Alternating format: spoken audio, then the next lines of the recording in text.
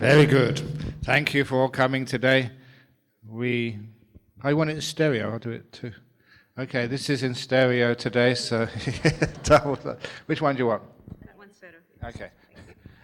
Excellent. So I have worked a lot in prisons throughout the world, not just in Australia, been in Changi many times, in the United Kingdom as well. And I'll never forget one of the first times I taught meditation in prison in Australia. There was a high security prison, and there was a number in the jail. It was only a small prison, maybe 110 prisoners in the jail, and over 100 came to my meditation class. Everybody wanted to come, and that inspired me. I never thought that prisoners wanted to learn meditation that much. So I started talking to them about meditation. And after only 5 minutes, one of the prisoners stood up to ask a question. Now, this was a high security prison. And these prisoners were huge, much bigger than me. And when somebody that big stood up, I'd always stop and say, "Yes, sir, what can I do for you?" And he asked this question. These are stories you cannot make up. He said, "Is it really true that through meditation you can levitate over walls?" And then I found out why so many prisoners had come to learn meditation. They thought that by meditating they could escape. They actually said that. So I had a great time talking with some of the prisoners, but I did get one of my best comments, my best pieces of praise ever in my life. Now, I do receive a lot of praise, but this was one which I will always remember till the time I die. It was when a prison officer called me at my monastery in Australia. And he said, "Why can't you come back to teach in my prison again?" And I said, "Look, I have so many other duties now, traveling over the world, coming to the BF, the Brahm Center, and this place too. So many things I have to do." I said, "I'm sending other monks to the prison." And the prison officer said, "No, we want you, Ajahn Brahm, no one else." And that's when I asked, "Why me?" And this is when he gave this wonderful piece of praise. He said that he'd been working in the prison service in the city of Perth, Western Australia, all his life. He was about to retire, and he said he'd noticed something unique, which he'd never seen anywhere else before, that all the prisoners who came to my class, once released, never went back to prison again. And he said, "Please come back." Now that was something which I knew was very special. Somehow you managed to touch the hearts and the mind of people in jail so that when they were released, they managed to integrate, get a job, get a life back, and be successful and happy again. And a few minutes later, I will tell you the reason why I think it worked and why that these little attitudes can lessen the prison population of Singapore and give lives back to people who've lost them. And they do lose their lives in jail. Many people who go to prison, they lose their wives. Most wives will not wait for their husband to come out. They move on. They get another partner. So it's not just a sentence they do in jail. It's a sentence where they lose their family and their children and their money and their career. And when they come out afterwards, it's incredibly difficult. The sentence doesn't stop once you walk out of jail.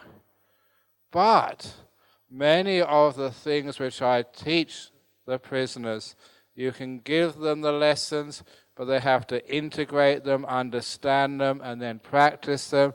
And that is the job of such things called meditation. In order to understand how a person feels, you have to understand how you feel. And that is the purpose of the mindfulness and the wisdom which is generated through meditation. And this is supposed to be a workshop, so I've been instructed by my boss. Where's she gone? No, she's a nice boss. To do a little meditation to begin with. Some talks, questions and answers, a little bit of meditation to finish off today. So you too can learn just the attitudes which are required to move out of the many prisons of life, not just the ones with bars. So this is a simple 10-minute meditation. It's not going to be long. You don't have to be an expert. Very simple, very effective, but giving you an exercise which will help you not just in meditation, also in your life. So no need to change your position. Just whilst you're sitting down now, close your eyes. You can change your position if you want, but it doesn't matter.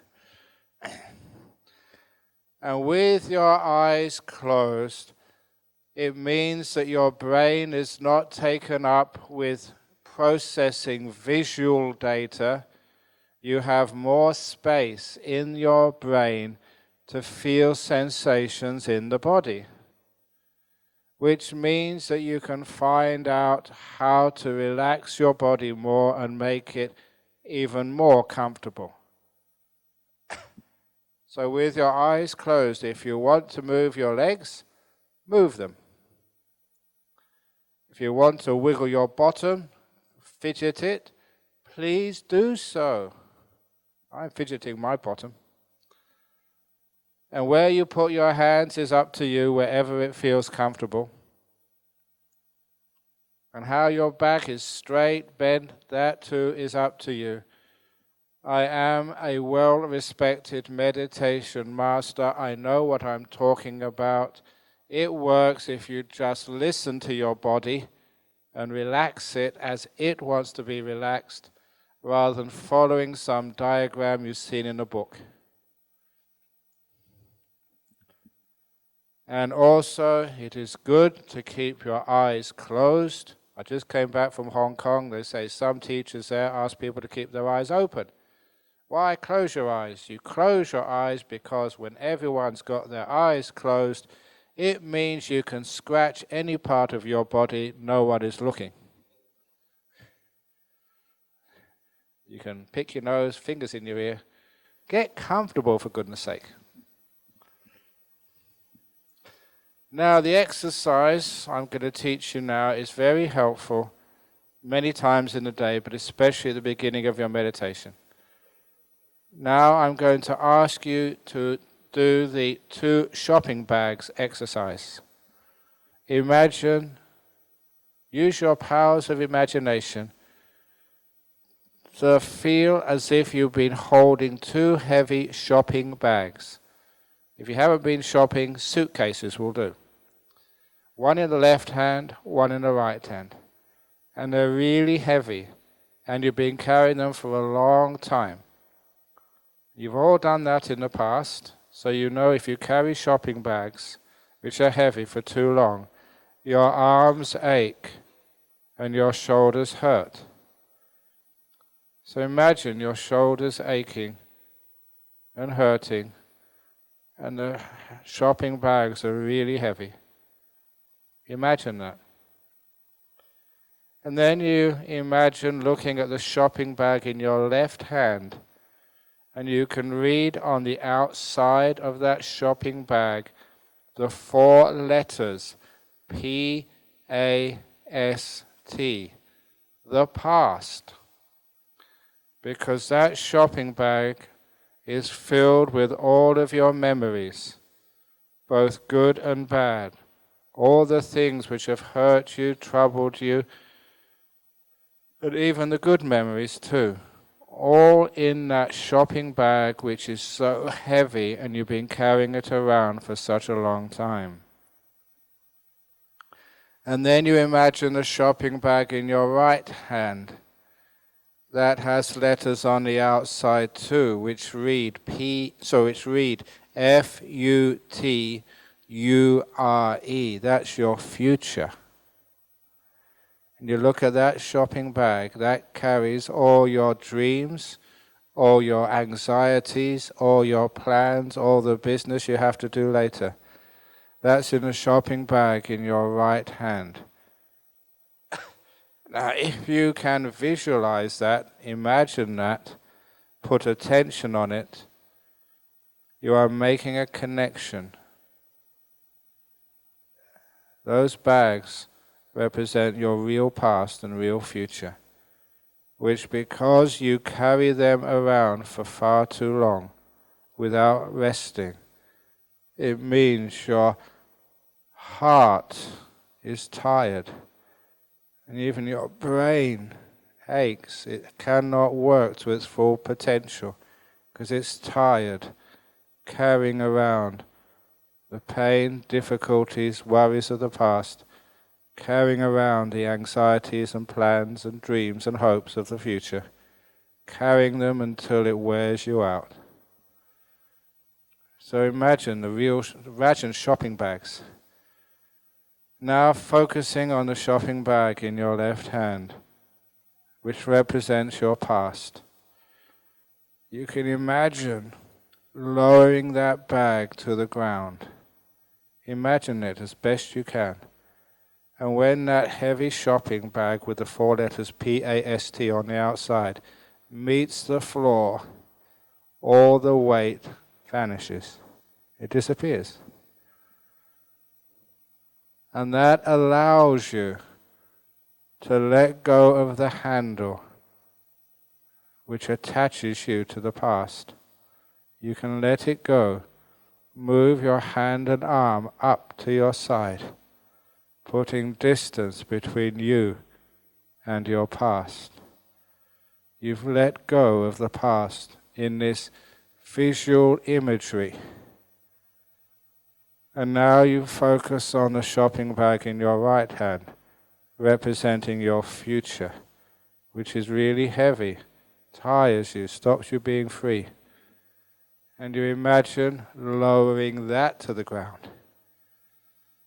And that too, when it meets the floor, the weight, the burden, the heaviness disappears, allowing you again to detach from your idea of the future, moving your hand and arm up to your side so you can rest. It's all very well to say let go of the past, say let go of the future, but this mental exercise, when done carefully, helps. It helps you let go of your real past and your real future by imagining them as bags you've been carrying for far too long. Now you continue the exercise by gazing down at those 2 bags. The past just by your left leg, your future by your right leg, and you're standing right between those 2. Between the past and the future, there is this amazing place called the present moment. We may have all read The Power of Now by Tolle. This is how you access that power. You're standing between something, the past and the future, having let everything go. Only now can you be present. And remember that present is a place where you can rest. You're not carrying the past, you're not carrying the future. Later on, you will have to pick those bags up. No one takes them away. But now, you deserve to rest in this moment. And please appreciate the few moments where you don't need to bring up memories of the past, where you don't have to plan for the future. Realizing that now is the place your future is made. The present is the only time you can do anything about your future. And if you make this present moment peaceful, kind, and happy, you will find that this moment now will later become your past. And your past will have wonderful memories. You make them now. This is not just where your future is made. This is where your memories are made too.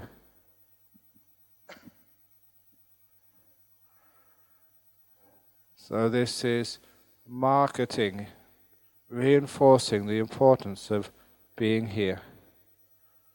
And please resist the temptation to pick out something from those 2 bags on the ground.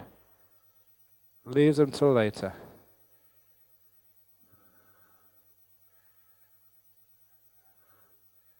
Be free from the prison of the past. Leave the prison of the future and escape into the moment, the only time you ever had. Just like a prisoner walking out of jail, they feel scared. They're not used to life outside. Just like each one of you are not used to life outside the past and outside the future. Just relax and get used to being present. It's a wonderful place of freedom. If you want to be free, be now. I am now going to stop speaking for about 3 minutes to let you enjoy the freedom. Please don't go back into jail. Don't go into the past. Don't go into the prison of the future. Stay free for about 3 minutes. Okay, how did that feel, just being in the moment? Could you stay there? Or did you just go back into jail again because you're used to it? With a little bit of training, you can stay in this moment. It's a beautiful place to be.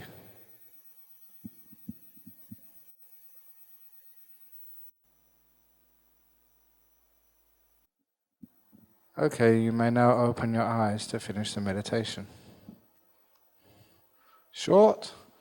Hopefully later on you can do that for longer. And if ever you have trouble sleeping at night, you can try the shopping bag similes. Imagine those shopping bags of the past and the future.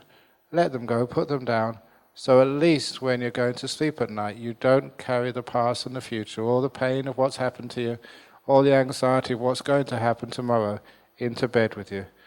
So you can sleep peacefully, have a good night's sleep. It works.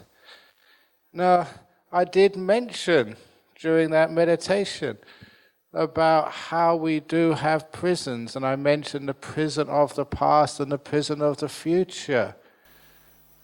Now, this is an important thing because this, I believe, is one of the reasons, if not the reason, why when I went to teach in prisons, it worked, and the people in jail, they never needed to go into prison ever again, which is an incredible thing to be able to do. Why was that? And I say because every time I went into a jail, I never saw a criminal. I never saw a murderer. I never saw a rapist. I never saw a thief. All I ever saw was people. I saw many people who'd murdered, but never a murderer. I saw many people who'd stolen, but never a thief. I'd seen people who'd raped, but never a rapist. Because sometimes the way that we look at people with our mind, they've murdered and we call them a murderer. Is that fair? What about everything else they did in their life? Can we just define a person because of one act, no matter how terrible that is? And it's so reasonable, it's so logical, but it's also so helpful when you go into a prison and you don't see a criminal there. Now imagine what it's like being in a prison. People wear prison outfits, They're given numbers on them, they're called prisoners, everything reminds them of being a criminal. And because everything is telling them a criminal, they become a criminal. This is the psychology of the way that we associate with what we're told. And they get someone like me comes along, and I hope someone like you, if any of you go visiting people in prison, and if you think that's that murderer, that's that rapist, you are actually making them murder again and rape again. They're taking on that personality. But I'm saying to them, you are not a rapist, you're a person who's raped, you're much bigger than that. You're focusing on the other part of the human being, which hasn't done things wrong. And when you focus on that part of them, they see it in themselves. There was one murderer in the prison close to our monastery. Our monastery is very close to a prison, just down the road. They are our neighbors. And many times people have gone looking for the first time for Bodhinyana Monastery, and they go to the prison instead. Are there any monks here, they ask. In fact, we have a wall, the prison doesn't. Interesting. So which one is a real prison? But anyway, I was told by the prisoners who come and work at our monastery in Jhana Grove, there was one guy there murdered, been in that prison for years, and he read my story about the 2 bad bricks in the wall, which I tell almost every other talk I give, so I'm not going to tell it now. And he said, that's all it is, 2 bad bricks. That's all I am, 2 bad bricks. There are 998 good bricks in me. I am not a murderer. I'm a person, a human being, done many wonderful things in my life, but also the 2 bad bricks as well. I've murdered, but that's not who I am. A wall with 2 mistaken bricks is not just 2 bad bricks, it's a whole wall. And when he saw that, I realized that guy is now rehabilitated. Because when he sees the good parts in himself, he gets actually self-respect. When you get self-respect, you live up to that and you become a good person afterwards. If you think that you are a murderer, that you are useless, there's no point in you doing anything, you're impossible to be a good person, then you can never do anything good. You've got to believe in yourself to do good things. You've got to see that there's goodness in you to do more good. If all you ever see is badness, you'll just do more badness.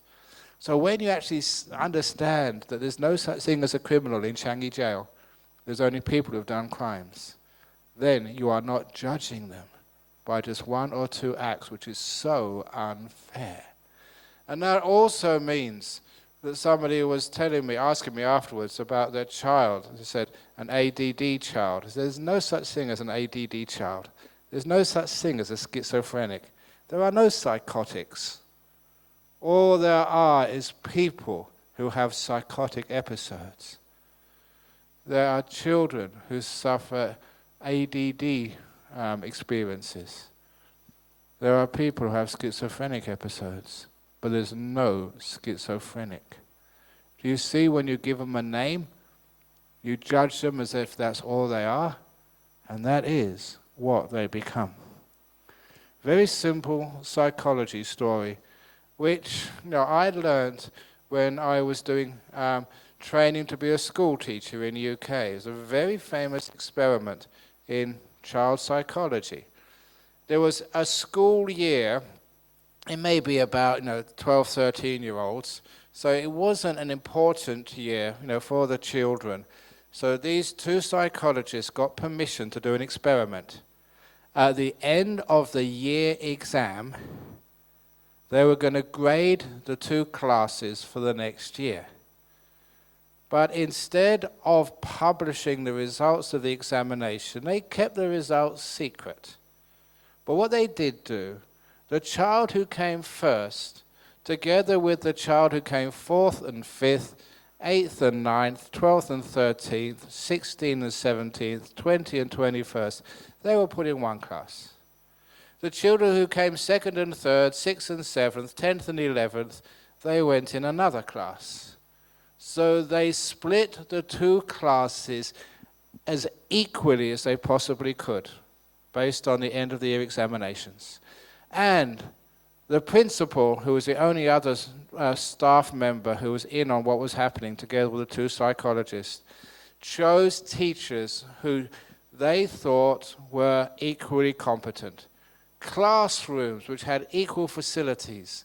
They made everything between these two classes as equal as possible, except for one thing. They called one Class A and the other one Class B. Now, no one knew what was going on. They assumed that the kids who were in Class A were chosen as the top half from the results, and the Class B kids were the bottom half. Now imagine that was your child who came home and said, "Mummy, I'm in Class A next year." And you think, "My goodness, you've never done any homework. I don't know how you did that, but well done." And the children in Class B, even though they work really hard, "You must work harder next year. No privileges, no computer games, extra tutorials. I want you to get into Class A next year." Even the teachers, they thought this was Class A. They taught them at a high level. The Class B kids, they never expected very much from them. And even the children themselves, they thought, "I'm a Class B kid." Everything reinforced that. And so they gave the examination the next year. And you know what they found out? The Class B children did just as you would have expected if they were the bottom half chosen from the year before. They did so much worse. And the Class A kids, they became Class A children. What had happened in 12 months? They were just the same, equal ability the year before, but because they were called Class A children, they became Class A people. And because they were called Class B, they became Class B. The power of belief reinforced by everything around you for a long period of time, that does change you. So what does that do to people in prison? They become criminals simply because everybody tells them, because they wear criminal clothes, because they've got see bars every day. Now that is a problem. At least if you visit prisons, at least you don't buy into that. That is not a criminal you see in front of you. That's a person. If you see that, they may be able to see that. When they see the good side of them, it's only 2 bad bricks, it's 998 good bricks, then they're rehabilitated.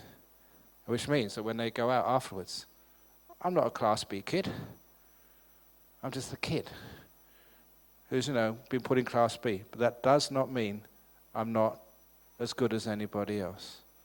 And that is also with the prisons of mental disease as well. Unfortunately, we have a system in all parts of the world. Most mental health professionals will say to your kid, "You're ADD." And that poor kid is treated like they have ADD. His parents say, "You're an ADD kid." And what happens? Class B kids, they become ADD. Even if it's a wrong diagnosis, they will become that. You're a schizophrenic. They become schizophrenic. Now, I think you can understand the psychology of this. And as a Buddhist monk, you see that so clearly. There's no such thing as a bad meditator. If you think, "I can't do meditation," you won't be able to do it. If you think, "I'm restless, I can't stop my mind," of course you won't be able to do it.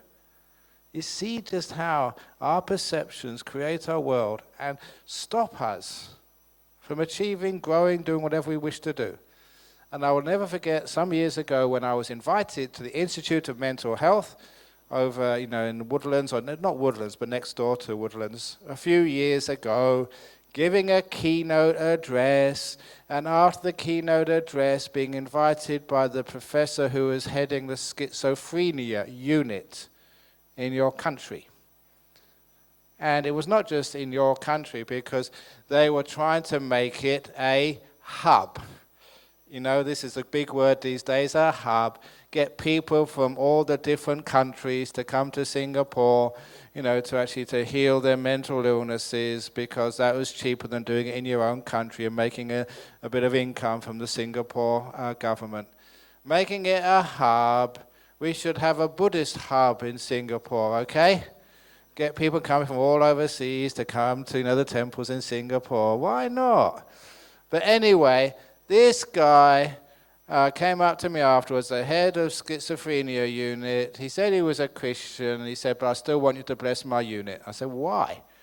And he said, because I really appreciate what you said. I told the story about going into jails, never seeing a criminal, about the Class A kids and the Class B kids. He said, I really appreciate that. And that's when I asked him, how do you treat schizophrenia in your unit in Singapore? And I'll never forget this. This is almost verbatim, because it hit me and I said, yes. He said, I don't treat schizophrenia in the schizophrenia unit in Singapore. He said, I treat the other part of the patient, just like you told me. Now, in my tradition, I'm not supposed to worship lay people. I can't put my hands up and say, yes, I'm worshiping you. You're supposed to do that to me. But in this case, I broke my rules and I said, you deserve to be worshipped. And I put my hands up to pay respect to this gentleman, simply because I respected his wisdom. He wasn't treating the schizophrenia, he was treating the other part of the patient. And of course I asked him, but I knew with the answer, what is your results? He smiled, better than any conventional treatment. You're very lucky to have people like that in this country. Wise people who see things in a different way and can do things which other people cannot do. Now you can understand what prisons are. Prisons are when we believe that we are schizophrenic. We believe we're a criminal. We believe that, you know, we are intellectually inferior. There was one kid in my class. I was teaching maths class at the school.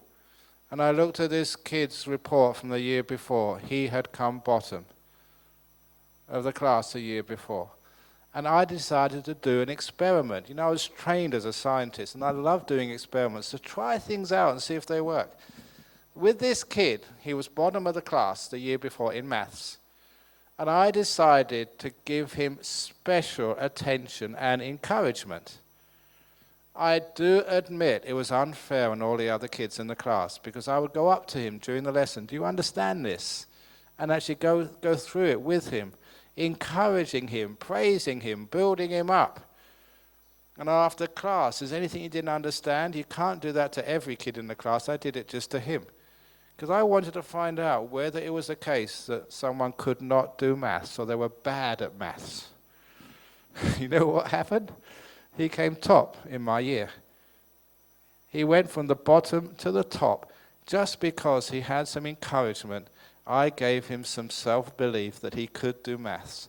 And from that time on, I realized there is no such person in this world who can't play a piano.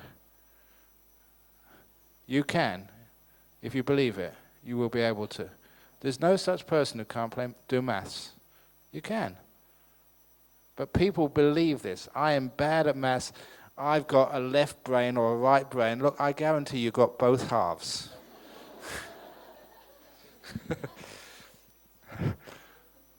So that when we believe we can't do something, we buy into that belief, and that restricts us in life. And that is a prison we put ourselves into.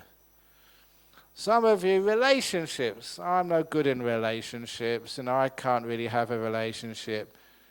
If you believe that, obviously you're not going to have a relationship. That's why my job as a monk with you guys is keep basically lying to you. So yes, you can. You know, yes, you can. It's not really a lie, because when you believe it, you do it. So there are many prisons we have in life which actually stops us. And it also creates, when we have that belief, there's one story I've been telling recently. You know, I get these stories and I keep repeating them, and then they disappear for years.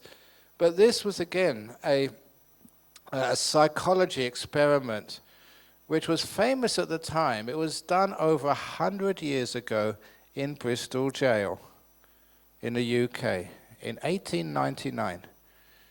And this shows you just how you get imprisoned by your beliefs.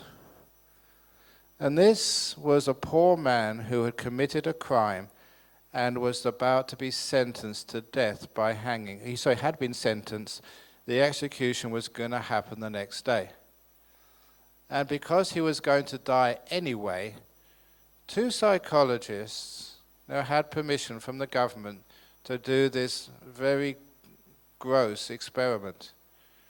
They went to his cell the night before his execution, which he thought was through hanging, lied to him, said, "The law has been changed. You will still die tomorrow, but you'll have your throat cut."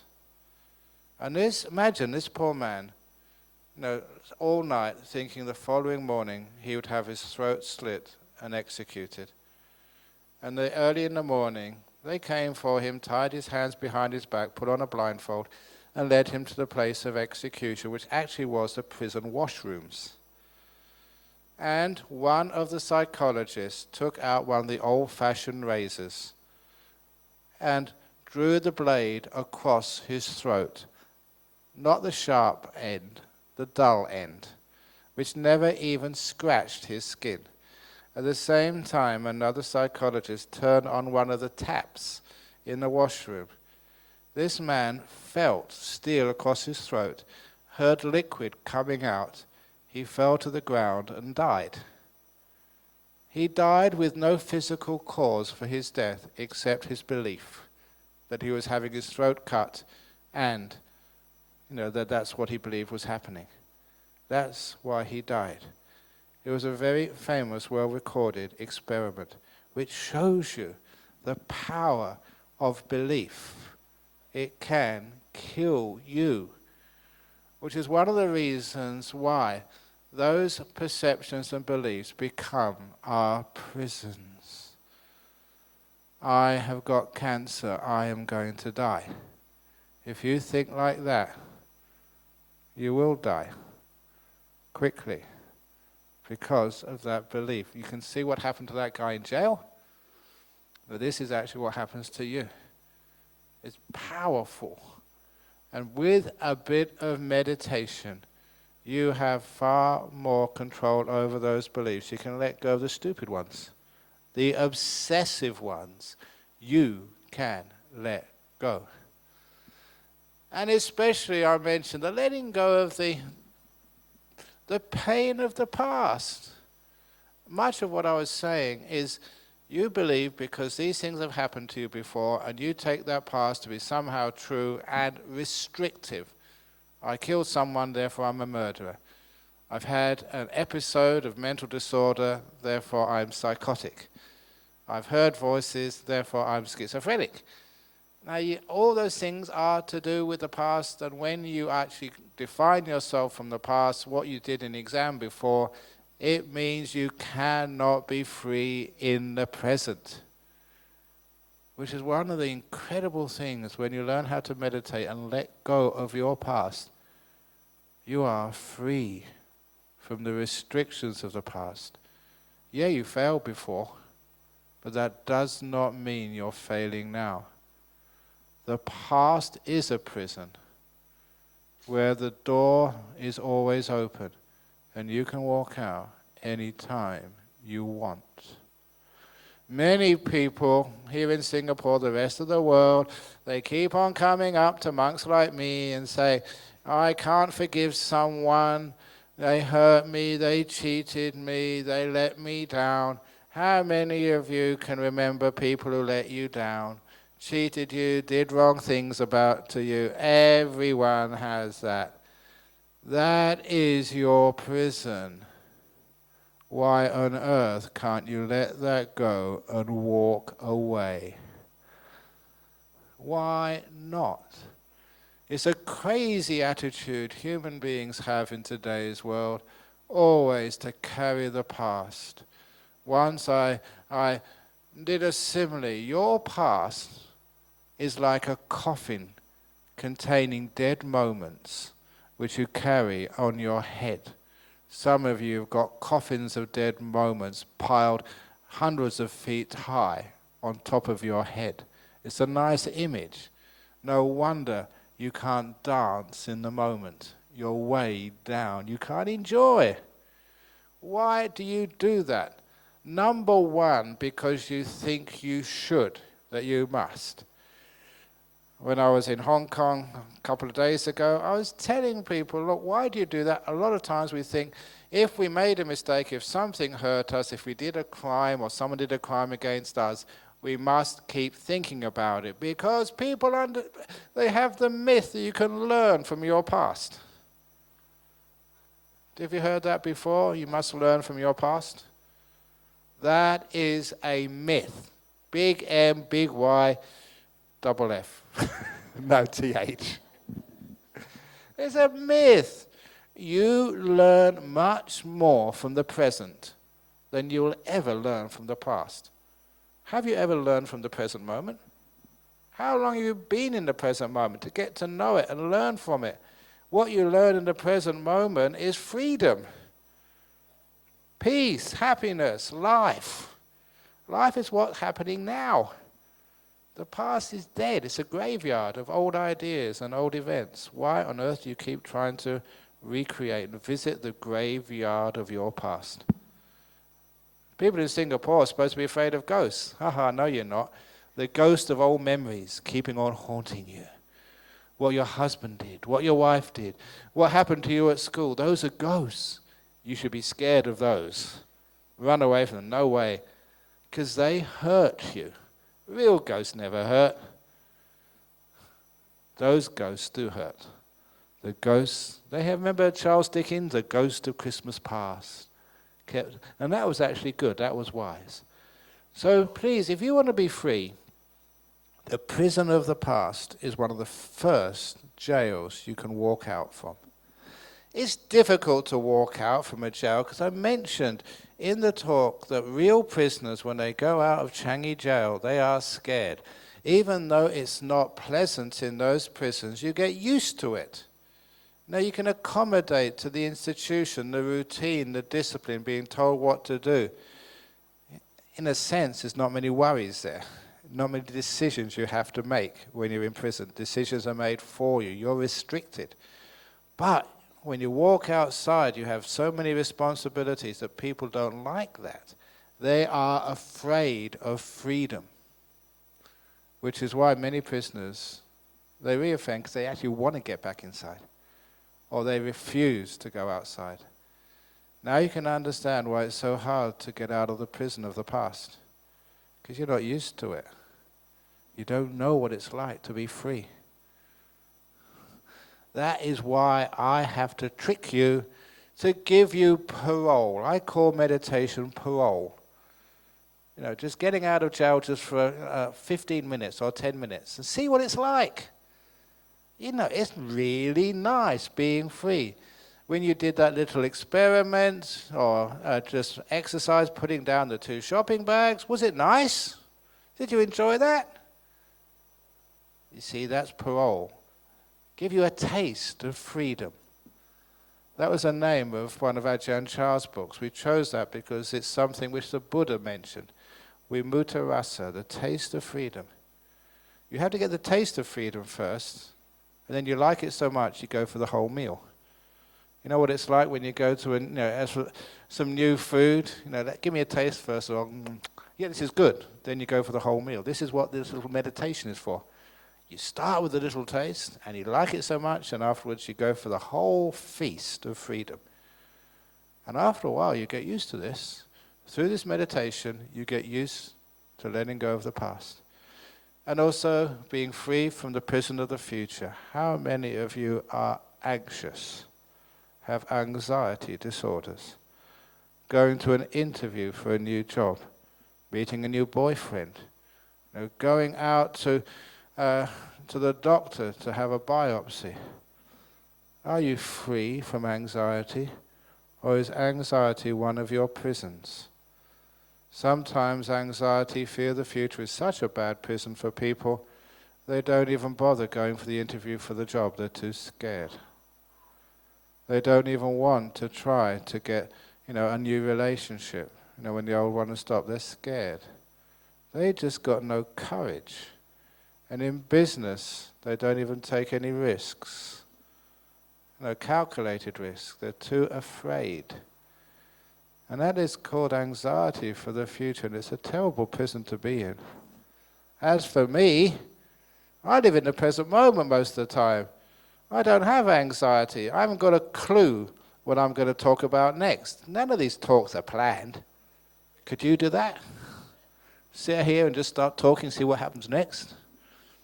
Because you have no fear of the future. You live in the present moment. It's amazing just the amount of stuff which you can do. When you get out of the prison of the future, not worried about what might happen next. You're not afraid of death. You're not afraid of failure. You're not afraid of what people might talk about you. That's all in the future. Who cares about that? You live right now where life is happening. And you find it's far more exciting. I live a very exciting life as a monk. You're laughing. Why do you laugh? People think I must be boring as a monk. All these rules you have to keep. You can't do this, you can't do that. That's why they call them nuns. None of this, none of that.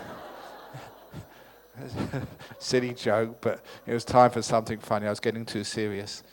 But people think being a monk is just so oppressive. Many of you have seen me many times before. Do I look like I'm oppressed? Do I look like I'm just all bound up and tight? Hopefully you see that I'm one of the freest human beings you've probably seen. Well, how can you be so free when you have all these rules you've got to keep and you've got to live in monasteries? You can't do this, you can't do that. You see, it's freedom by being in the moment, in the present moment. Fear the future, not anxious. I don't care what's going to happen. I'll deal with it. That's the, if you don't want to know how you do that, good, bad, who knows, story. Whatever happens, I don't know whether it's going to be good or bad. Who knows? So when you don't know what the future's going to be, how on earth can you be afraid of it?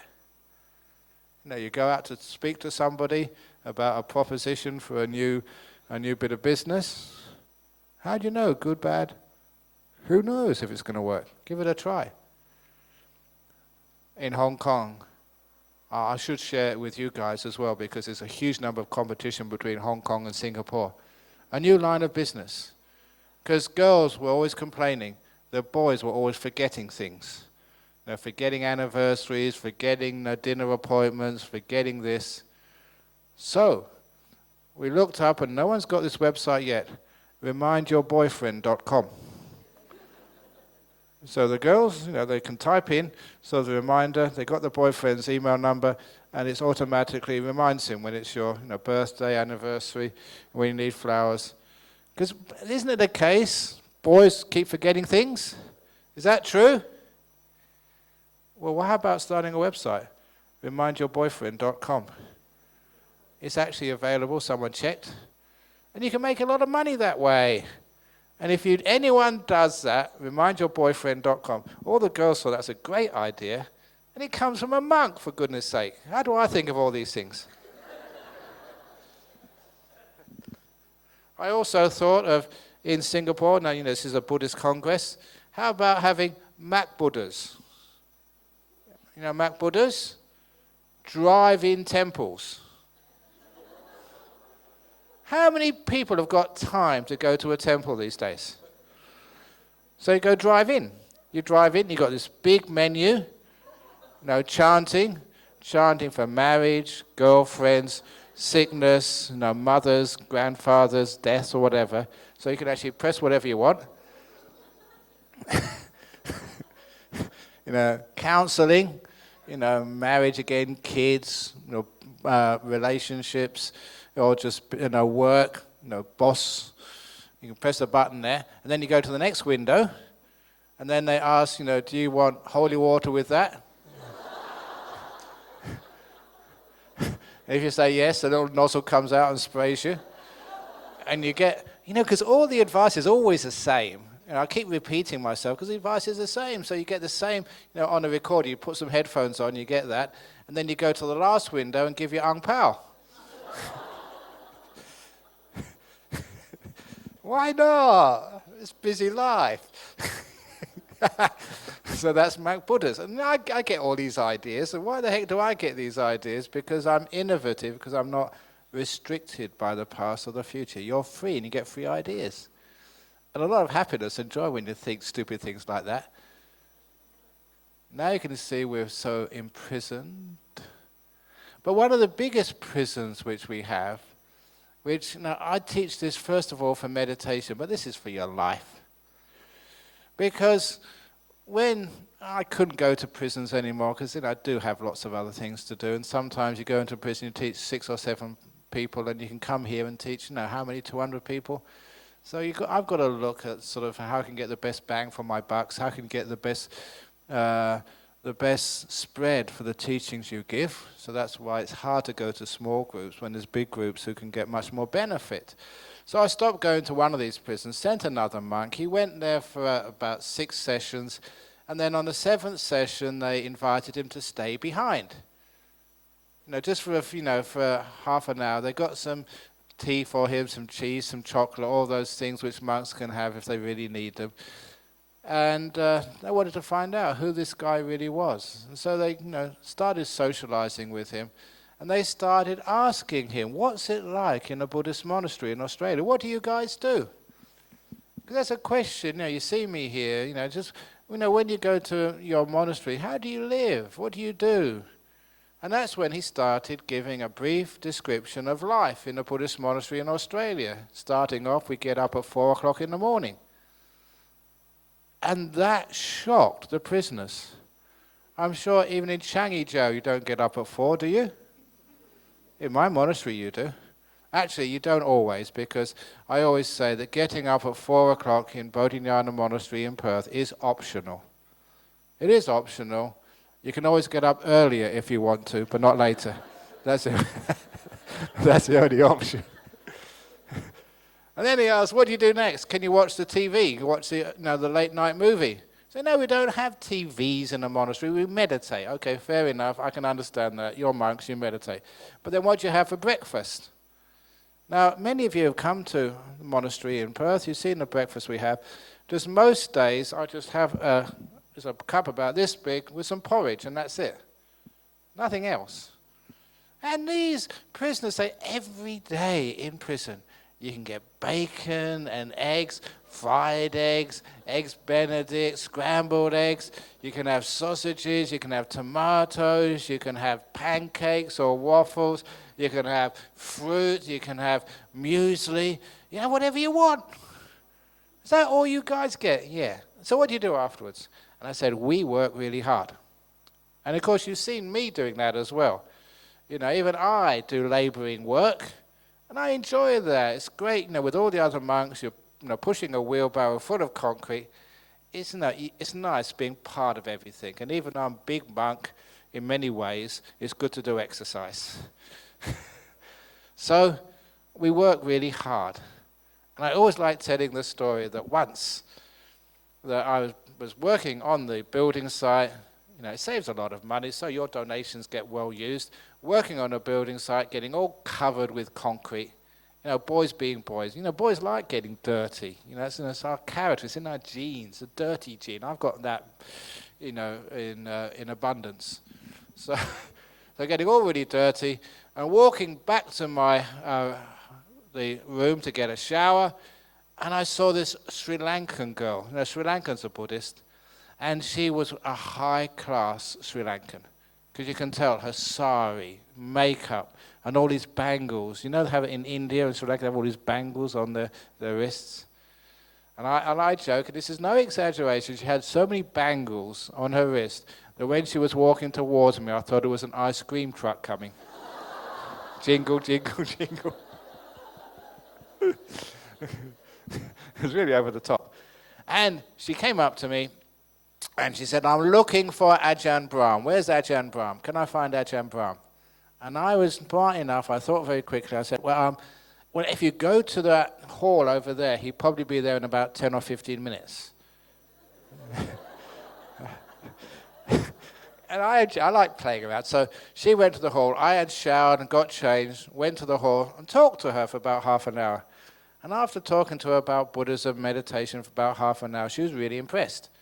And she said, that's really amazing. You're a very good monk, Ajahn Brahm, and this is a beautiful monastery, except, she said, on the way here, I saw one of your monks, and he was very badly dressed. He was all dirty. She never realized it was me. And of course, I was playing up to this, and I said, really, madam? Oh, that's terrible. I will talk to him afterwards. And I don't do talk to myself.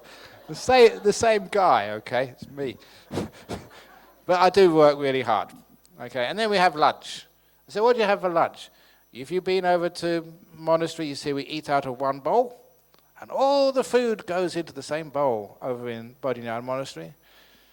And I always like, it's only about 6 months ago, strawberry ice cream on top of spaghetti. Sometimes you like saying that. I remember one of the first time I went to Angie's house, remember that? You made me an English meal. And I put everything in a bowl, including, I think it was the custard or whatever, on top of roast beef or something. I don't know what it was. And she was disgusted. And I quite liked it. I know you said I upset you some years ago. Was that the time because she went to so much trouble? And I put everything all in one bowl. It all got mixed up. Well, it gets mixed up inside anyway. Just mix it up outside. Save time. And they said, even in solitary confinement, they give you a tray with different compartments. It's disgusting in your monastery. So what do you do after lunch? Yeah, we actually meditate. And can't you play sport, you guys? We don't play sport because we're compassionate. We're always, intentionally, we'll lose. We don't want to harm other people, disappoint them. Even playing tennis, make sure that, we just hit the ball out so they're happy. So we don't play sport, we meditate. Okay, yes. What time do you have dinner? Dinner? Theravada monks don't have dinner. Our meal at lunchtime is the last meal of the day. Strawberry ice cream on spaghetti, and that's it till tomorrow. And they said, wow. That's amazing. In prison, you wouldn't believe what you can eat. Vegetarian if you want, vegan, meat, every type of food you can get there. Asian food you can get, noodles, dim sum, whatever you want in prison you can get. So we don't get anything. And what do you do afterwards in the evening? Can you play poker? No, we meditate. What time do you go to bed? I usually go to bed about 10 o'clock. But actually, they say, what time do you go to bed? This monk said, we don't have beds, which is true. I sleep on the floor. No beds. No TV. No evening meal. Working really hard. And they said to this monk, that's terrible in your monastery. And one of them, because it's more hard, more austere in a Buddhist monastery in Australia than any prison. Prisons are very soft compared to monasteries. And they were very disappointed that their monk, who they got to like, they really cared for him, that one of the men, the prisoner, said something we would never forget. Forgetting where he was, the prisoner said, that's terrible in your monastery, that's so harsh in your monastery. Why don't you come in here and stay with us instead?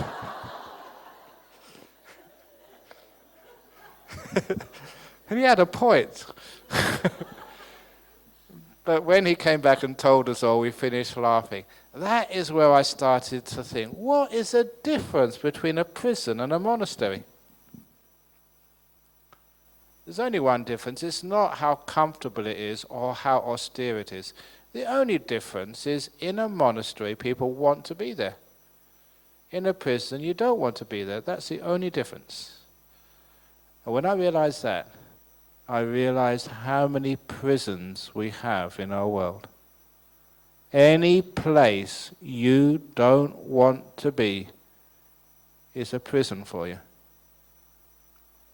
If you're in a marriage, a relationship, you don't want to be in it, your relationship is a prison.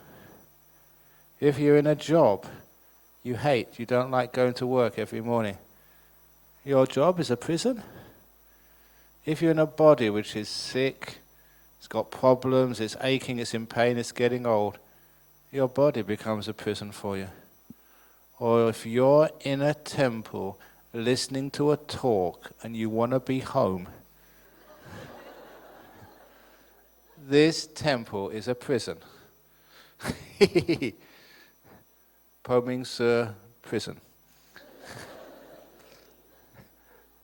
Now, how do you escape from the prisons you make in life? You do not need to go and leave and go home to escape from this prison. You don't even need to change your partner, your job. You don't even need to get healthy.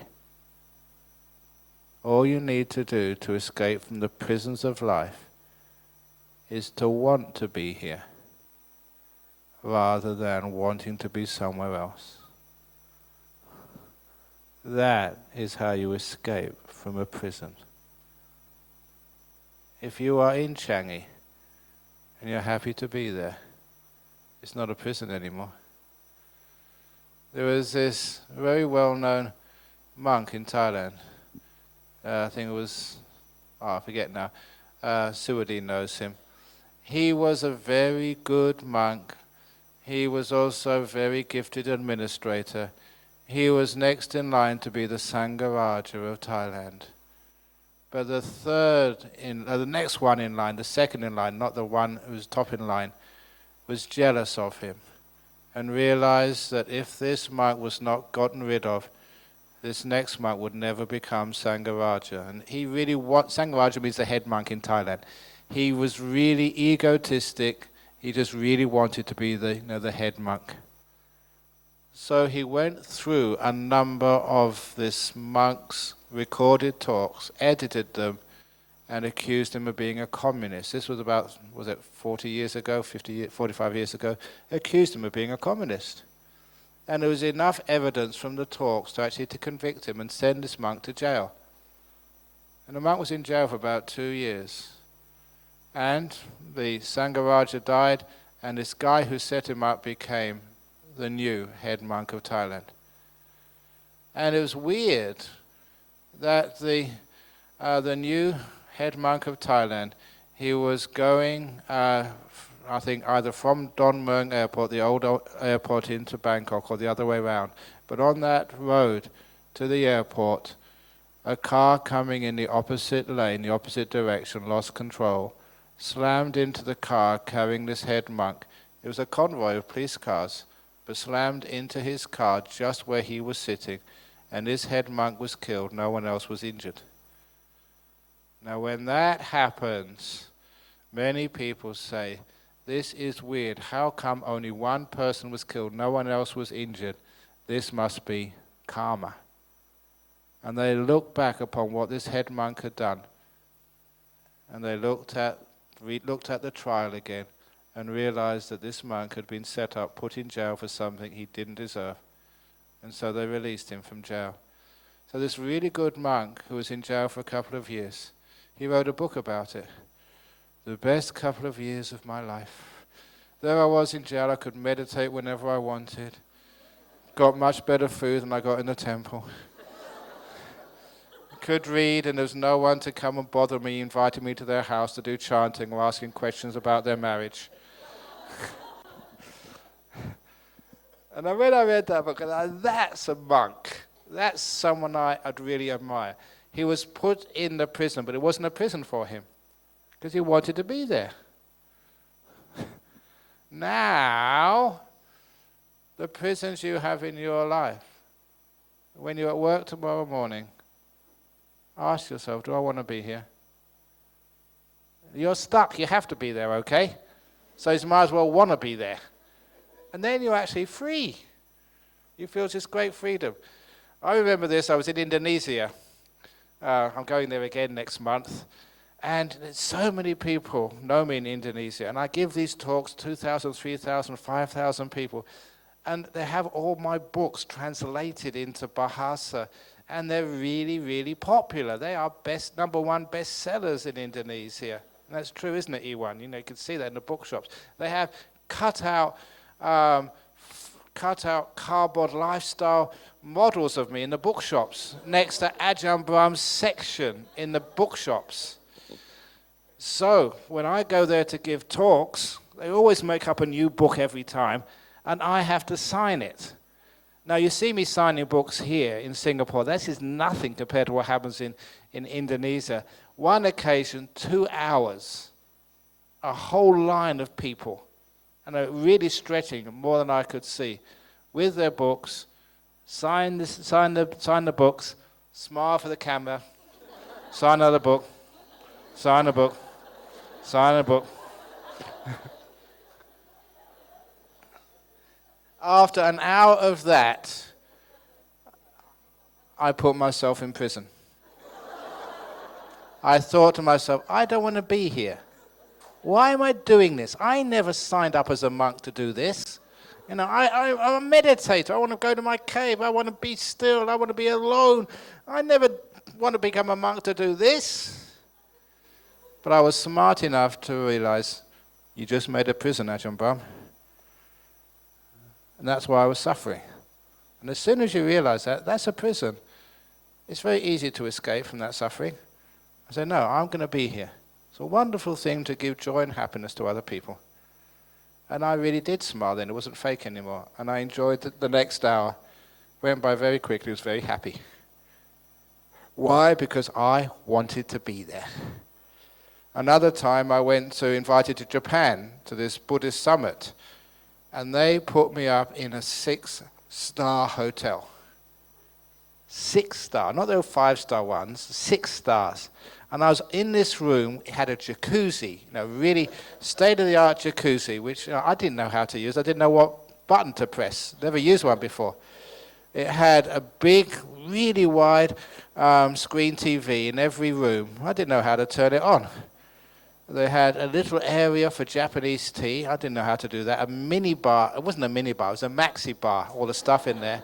Again, which I couldn't use. And I was stuck in there for 3 hours. They left me in there while they were doing some other ceremony. And after 2 hours in that, I was really getting upset. I don't want to be in here with all this stuff I can't use. This is so worldly. I want to be in a simple hut in a cave or something. And again, I realized that a room in a 6-star hotel can easily become a prison. Because I just did not want to be there. That was my problem. So it does not matter where you are. In a 6-star hotel, it can still be a prison for you. In this incredible job, it can still be a prison. With an amazing partner, it's still a prison because you don't want to be there. Now you understand the prisons of life. Every time I don't want to be there, you're in prison. If you want to escape from prison, life is really weird. You have to do some strange things which you never signed up for at work, in a family, in this human life. Strange things with your body, the sicknesses and stuff. Please want to be there when you have cancer. It's not to be missed. If you've got a partner who's giving you a hard time, want to be there. You learn a lot. It's your enemies become your teachers. That's where you learn the most from. And you want to be here, whatever it is. When you're in the traffic jam, stuck, going nowhere. If you want to be there, you have all the freedom in the world. Much of life you can't change, except your attitude you can change. That is a trick for freedom, and especially in the last weeks and days and hours of your life. Please remember this teaching. Your body is falling apart, but it doesn't need to be a prison. Your mind may be experiencing pain, but you can still be free. Wherever you are in life, especially the difficult parts of life, please want to be here. And then you are free from prison. So, we're going to know another 10-minute meditation. And I'm going to ask you, no matter what's happening, want to be here. You've got sleepiness, want to be here. Your mind is running all over the place, want to be here. Whatever the mind is doing, don't make a prison. Okay, so let's sit down. It's only 10 minutes, and then we'll do some Q&A.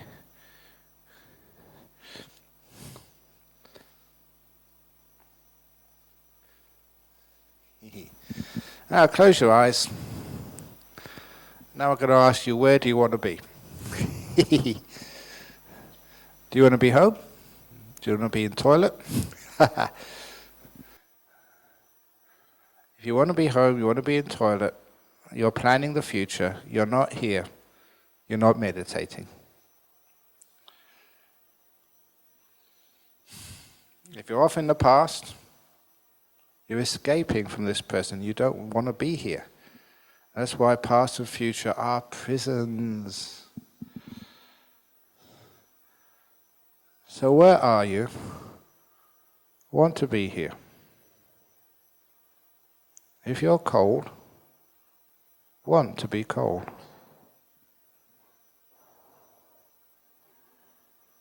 If you're thinking, want to be thinking.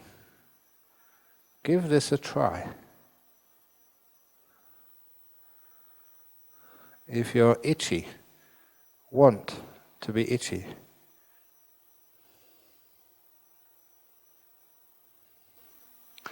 What's it like when you want to be here?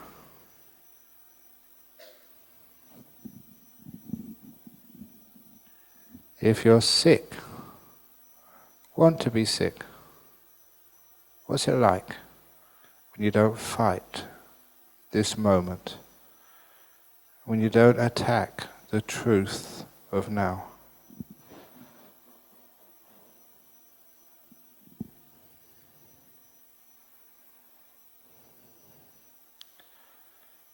You may not be comfortable,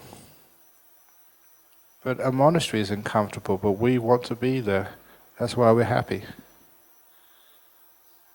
Never believe you have to be comfortable to be free.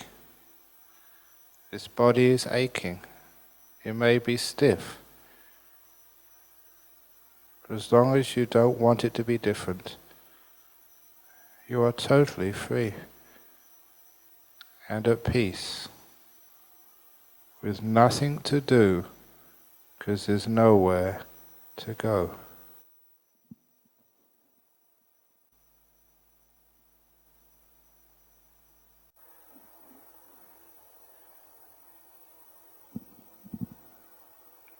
You hear the noise of the traffic or the air conditioner. Want to hear it.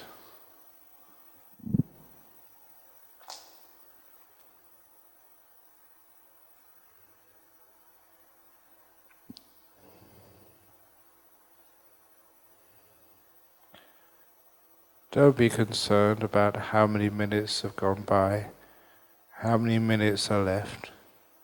That shows you don't want to be here. When you want to be here, not only are you free, you are content. All this is letting go of craving, letting go of wanting, making peace with whatever you're experiencing right now, wanting to be here.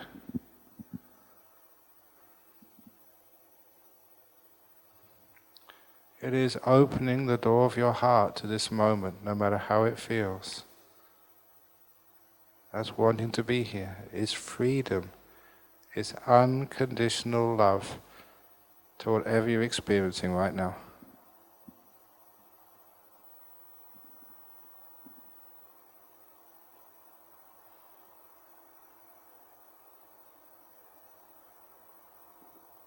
And if you're falling asleep, want to fall asleep, please don't fight it. We will wake you up after the meditation.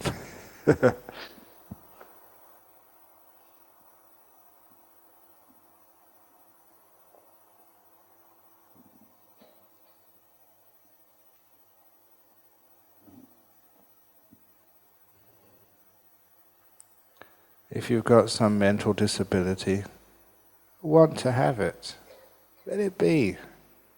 Be kind to it. When you want to be here, there's no more problem.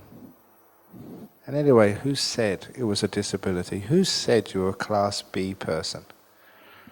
Don't believe that. Just want to be here, and you can be anything.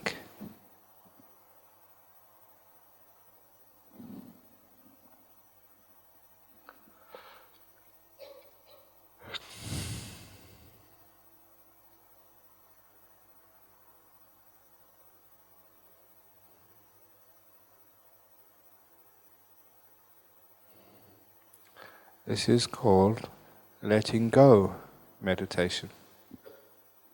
Letting go of all wanting. No desire. Just being here. Because you want to be here. There's no other place in the whole world you want to be, except right here. If you can experience that, you're a very content person. And very wise.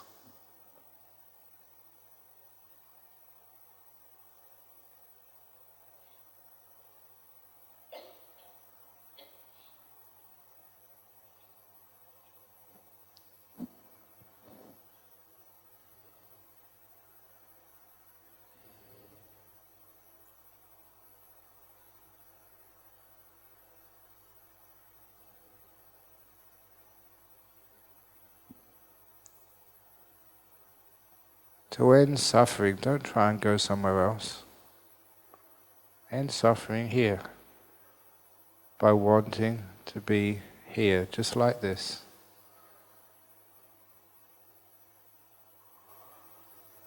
And all the prisons of the world dissolve in your taste of freedom.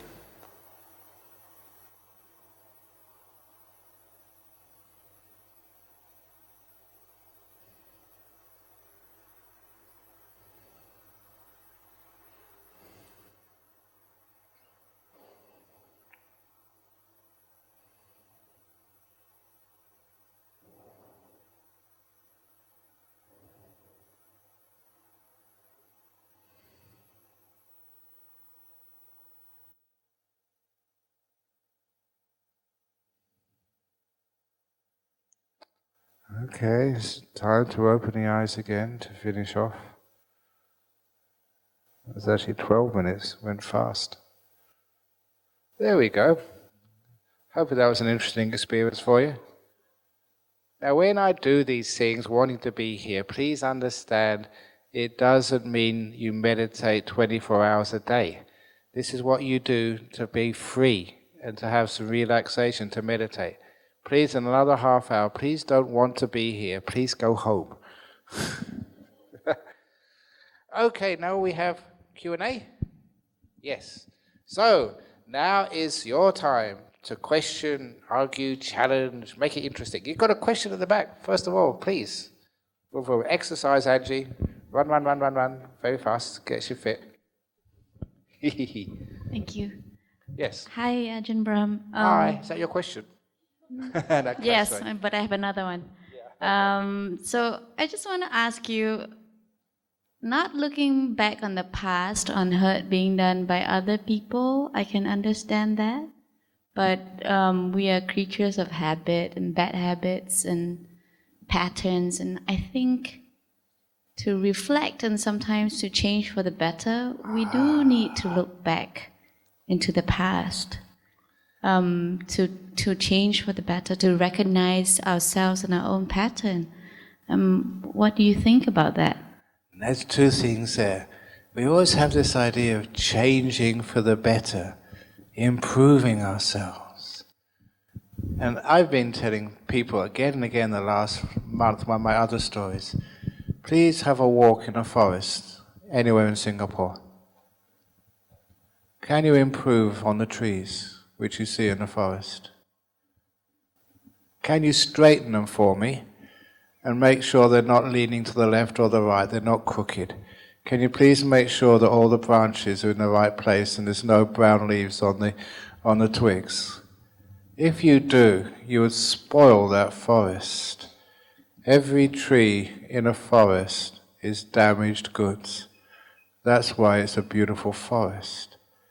Sometimes we want to improve ourselves, and we make ourselves worse. If we accept ourselves, then we become beautiful. It's a psychology of self-improvement, and all we ever do is self-damage. Be careful of trying to improve yourself. In Buddhism, we learn how to love and accept ourselves as we are, and then the improvement happens, not when we're seeking it. And the other thing, habits. Where is the only time you can change a habit? If you put more attention to what you're doing now, you can actually see, right now, where you go wrong. You won't see that in the past. You see that in the present. You can see yourself wanting that cigarette. You can see yourself picking it up. If you're in the moment, you can change. If you're in the past, you repeat bad habits. Now, this is not what you expect to hear, which is one of the reasons hopefully you come here, because you're not hearing what you expect to hear. You're experiencing hearing things which challenge you, which actually work, which is one of the reasons guys like me change psychology.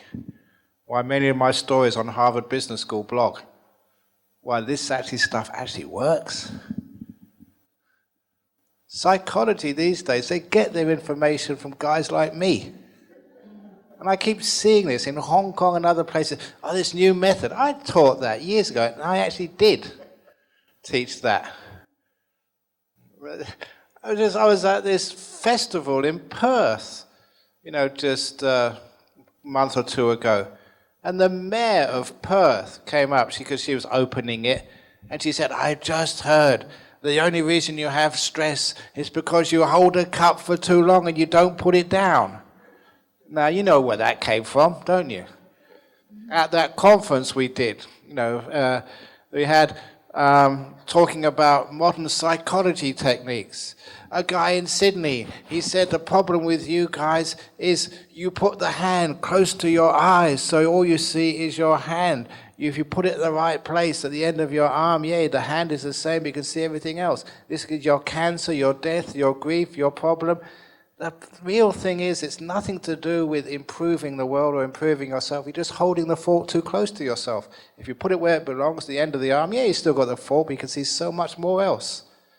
And I've been teaching that for years. And now this Jojo from Sydney is making his reputation and fortune from this. They get it from guys like I, and this is actually challenging, which I hopefully is. If you ever come to a lecture and you hear what you already know, you've wasted your time. I'm challenging you. If you allow me to have one more question. Yeah, go. Good, bad, who knows? Yeah. I can apply that when things happen to me. Yeah. What about choices? If you make choice A, good, bad, who knows? Choice B, now, good, bad, who knows? Here's another thing, choices. We get so confused and afraid of choices. How do you make a choice? In that book, I mentioned how you make choices, important choices. These are really crucial choices in your life, in your career. And the story is, I will never forget this experience. I was in Oslo University giving a talk, and this girl said, I've got an important choice to make in life. How do I make that choice? And be careful of asking monks, because sometimes we know more than you think you're talking about. So I said to her, I shouldn't have done this. I apologized to her. I said, well, let's make this more concrete. Say the choice is, should you marry that boy sitting next to your boyfriend? I shouldn't have said that, because that's the question she was asking. And she went bright red in front of everybody. She was so embarrassed, because she was thinking of, marrying her boyfriend, and the boyfriend didn't really know yet. And, I told him, so it's very embarrassing. But I said, that's the question. Should I marry my boyfriend or not? How do you make that choice? Toss a coin. Heads, I marry him. Tails, I don't. Now you think Ajahn Brahm's being stupid here, but there's more to it than that. Toss a coin, you make heads, I marry him, tails, I don't. It comes up heads. How do you feel? Do you feel inside yourself, yes? Or do you feel, 2 out of 3? If you feel 2 out of 3, it's telling you don't want to marry him. If it's feel yes, it means you do. The whole point of tossing the coin is finding out from your reaction how you feel. Finding out what you really want to do. Your intuition. And it's not just with women's intuition. Men have that as much as women do. That has been proven in psychology experiment after psychology experiment to be far more reliable than thinking about it. If you have to make a decision, for goodness sake, don't think about it. Feel it. And it's just one skillful means of finding out how you feel. You can just imagine just going through this scenario, and how does that grab you? Is that really what you want to do? Go through the opposite scenario. How does that grab you? Which is intuitively the thing that you think is the right thing to do? But for goodness sakes, don't think about it. That will confuse the hell out of you and waste a lot of time. That's why tossing a coin is great. Does that answer your question? Yes. Can you sign my coin? Sign your coin. Ha ha ha. I'll think about it. Give me a coin. Heads, I'll sign it. Tails, I don't. Yeah, go on. Hi, Ajahn Brahm. How do we detach ourselves from negative experiences that we have participated in? Okay, how do you detach yourself?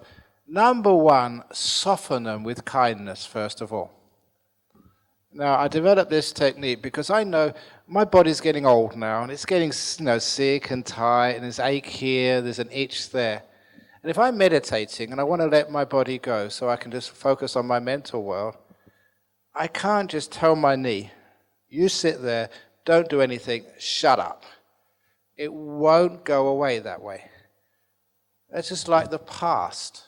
If you just say, let it go, don't bother me anymore, it doesn't go away. So first of all, I give that ache, that pain, a lot of kindness and care until it gets soft. So any pain, ache, irritation in your body, soften it first of all, and then you can let it go. And that's exactly what you do to the past or the future. Soften the past. How do you soften the past? You've done something really stupid and bad. Be kind to yourself. We all make mistakes. You may have been sick. You may have been in a sort of a bad situation between a rock and a hard place. Give yourself a break. Cut yourself some slack. People do make mistakes.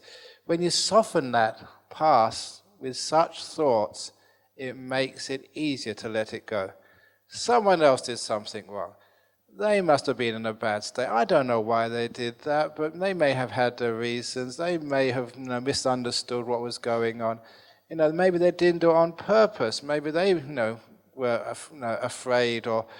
So I give people the benefit of the doubt if they've hurt me. I soften them.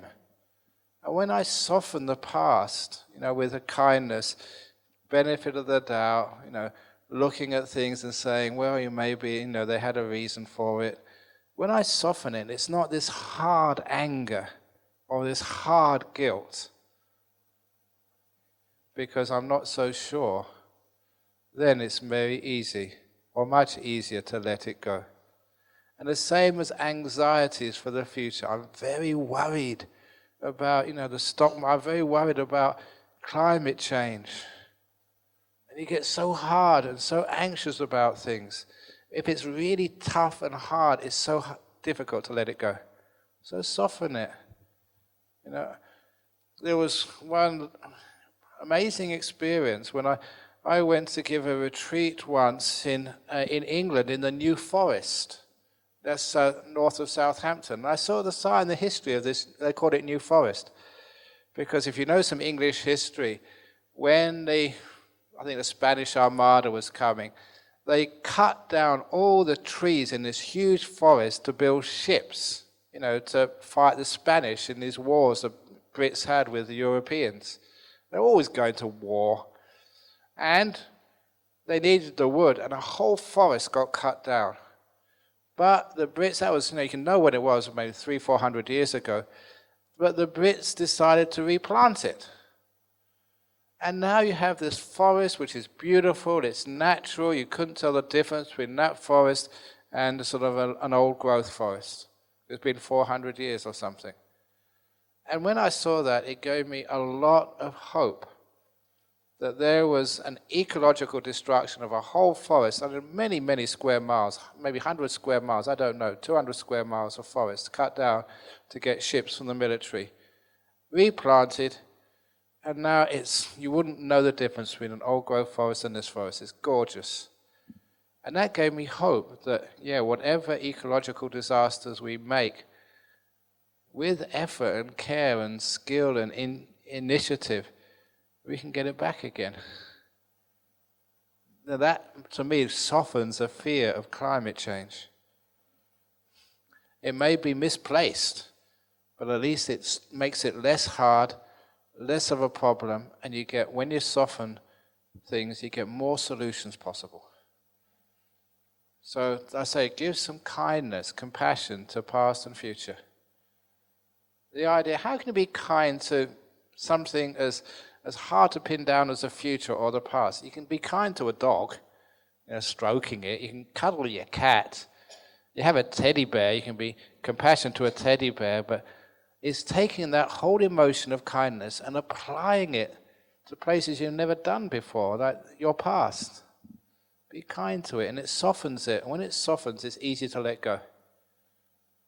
So that is a little method for your future and past.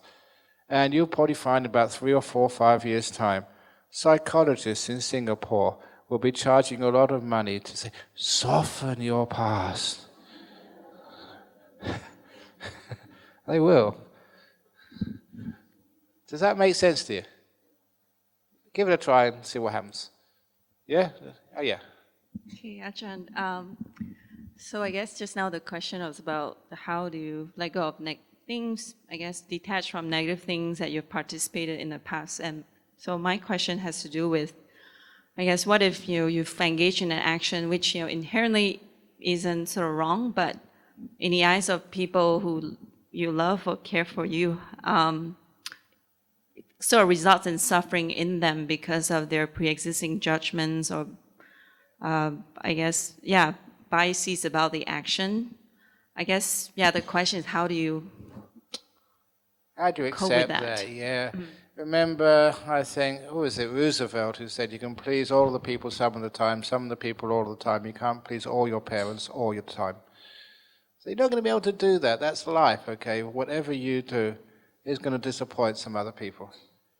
And if you do what other people want you to do, it will disappoint you. So there's always that balance. So welcome to life. You're going to hurt many people in your life. But if you add it all up, and you've hurt a few people, but you've helped a lot of people, and the net result is positive, well done, you've lived a wonderful life.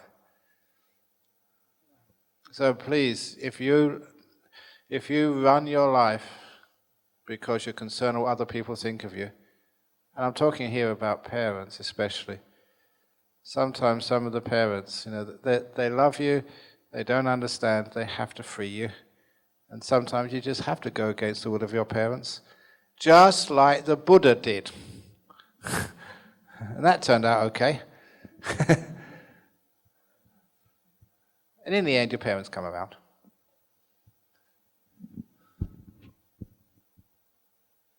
Come on, exercise, Angie. Yeah, another question? Yeah. Where is it? It's 25 past, so we've got another question. Maybe one more question and we finish off? Because you guys have to go to work tomorrow. So do I. You are lucky. You only work 6 days a week, 5 days. How many days a week do you work? 5. Only 5? I never stop. There's not a day when I don't give a talk somewhere, or even if I don't have to give a talk, I'm pretty sure I give a lecture during my sleep, talking in my sleep. Yeah, go on. Hi, Ajahn Brahm. You talk about escaping from the prison of our mind. presumably there's an element of choice and determination involved in that choice to want to be there, as you put it. But is there any ways that could facilitate making that choice to be present in a very challenging environment, clearly? Yeah, sometimes this is how you train yourself in easy environments, like just sitting here. I just did a meditation for 10 minutes. Now, why can't you just be here for 10-minute meditation? You've got nothing to do. So you train yourself to be present in easy situations. And then, when it really gets important, you find it's easy to do.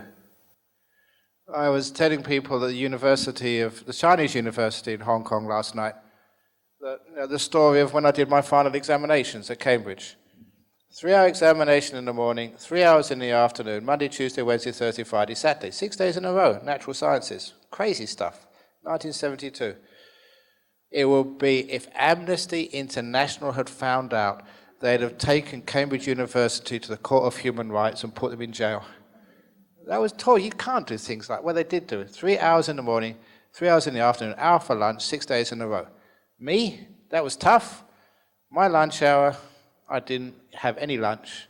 I meditated. Present moment awareness, just being here. Wanting to be here rather than wanting to be in the past, thinking of my old exams, what I did that morning. Or even worrying about the exam which is going to come up in half an hour's time. I realized if I did that, I would be getting more tired and ruining the opportunity to rest. To me, it was so important to be here, because that's the only place I could rest, energize my brain to perform well later on. It was so important for me. And because I trained, I could do that. Okay, your lunch hour, 3-hour exam in the morning, done. You can't change it. The exam paper's handed in. You made a mistake, you did it right, it's too late now. How many of you can stop worrying about it? Even though you know it's a stupid thing to do, you just can't stop because it's a bad habit. Another exam coming up in half an hour's time, how many of you can stop worrying about it? Even though you know, if I worry about it, I'm going to use up energy in my brain, I'm not going to perform well afterwards. I knew that now was really important because here I could energize, relax, get my brain going again, basically recharge it. That makes sense, but how many of you can actually do that? I could do that because I trained in meditation early on. So when you do it when it's easy, when it really is important for you, you find it's a very simple thing to do. So train when it's easy. So when you really need to be here, when you can't escape, you're not in prison. Okay, final question. Okay, thanks. Hi, Ajahn Brahm. Thank you for your teaching. I would like to ask, how would you advise a person to approach their parents? What approaches would you suggest me to take to persuade my parents to go for medical checkup and to approach new health practices such as Qigong, because given that they are very stubborn and unwilling to step out of their comfort zone and to know that, I have this health issue, so they are so how would you advise? Okay, but you have to use psychology. Straight away, parents throughout the world, not just in China, would not listen to their daughter. So, because they're your parents, they teach you. Now, I could not teach my mother Buddhism or meditation. No way could I do that. Even though I'm a famous teacher, I can teach thousands of people, but not my own mother. Other monks could, easy, but not me. Because, she gave birth to me. She nurtured me when I was really small. And that psychology, that sort of role cannot be changed. So your mother will never listen to you. So you can go roundabout. Find a friend of your mother or father, someone they respect. If your mother and father, say, were members of the BF, came here, you ask me, and I tell them to go for health check. because that works. You've got to find your parents' weak point and leverage it. I love telling the story of this guy in Perth. This was the other way around. His son was staying up late at night, going out with his girlfriend. The grades at university were going down, down, down. It was really a danger that he might get kicked out of university. And no matter what his mother or father said, he just ignored them. So his father was smart. He found his son's weak point. He waited up late at night until he came back with his girlfriend about 1 a.m. He was waiting outside the house for them, and they were shocked he was standing there waiting for them. He asked them both, come in. The son was terrified. What are you doing? You're embarrassing me, Dad. But he never talked to his son. He talked to his son's girlfriend. And said to the girlfriend, he said, you've been going out for quite a while now. I don't know where your relationship is, but, it may happen that you really commit. And, who knows? You might eventually get married. It's not there yet, but it may happen. And I just thought I would let you know that my son's grades are going down. He's probably going to get kicked out of university if he doesn't stop. Would you like to marry someone who hasn't got a degree? And the girl said, no! I want a guy who's got a good job and a good... I never realized that. Oh, I just thought I'd let you know. And then the father went to bed, and that was it. It was the girl made sure he got home early. The girl was always on his case. What were your grades? Have you got the assignment in yet? And this poor boy, he wouldn't listen to his parents, but he had to listen to his girlfriend. That was a weak point. So, in life, remember that sometimes people won't listen to you, but there's always one person they listen to. Find out who that is, and then leverage. So it may be, your grandparents has a lot of power over your mother. You go to the grandparent goes to your mum. Okay, thank you. That's sneaky Buddhism.